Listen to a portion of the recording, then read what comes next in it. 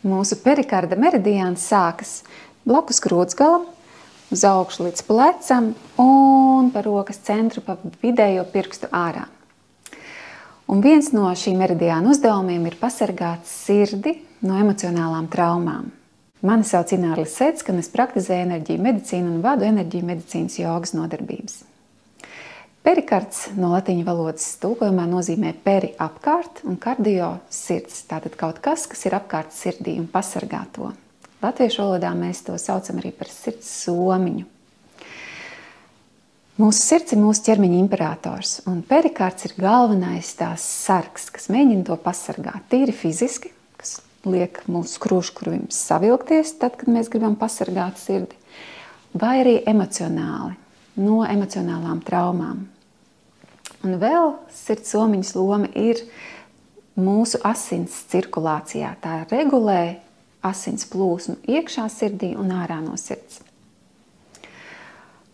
Perikardim arī ļoti būtiska loma emocionālajā un garīgajā stāvoklī, kādā mēs esam.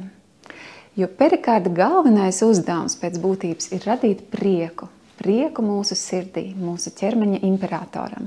Viens no veidiem, kā harmonizēt enerģijas plūsmu perikarda meridiānā, ir turēt neirovaskulāros punktus. Un es parādīšu jums. Delnes uzliekam uz ausīm, virs ausīm, plaukstas virzam uz leju un uz aizmuguri. Šādējādi mēs nosedzam divus neirovaskulāros punktus vienlaicīgi. Un jūs tā varat turēt apguļoties gultā, rokas šādi, mierīgi elpot, vai arī sēžot, vai arī stāvot kājās.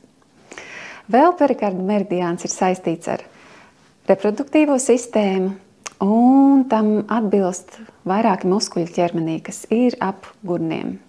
Tie ir mūsu dibena muskuļi un pievilcēji muskuļi.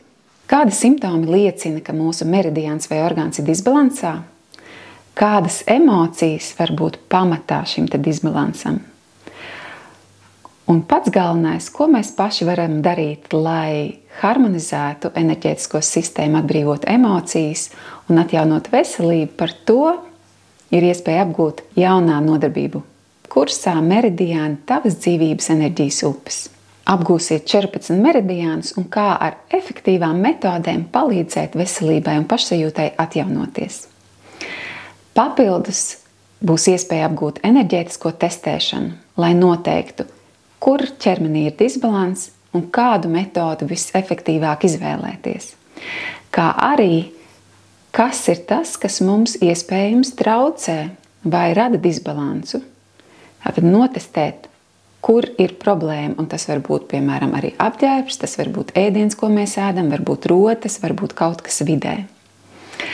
Un vēl papildus bonusā būs iespēja apgūt metodi, kā atbrīvoties no emocijām, kas mūsu enerģētiskā sistēmā ir iestrēgušas pēc mūsu kaut kādiem pārdzīvojumiem.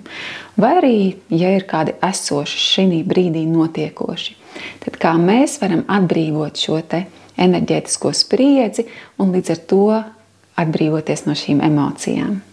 Priecāšos tikties ar jums nodarbībās. Visa informācija detalizētāk par nodarbībām ir pie šī video.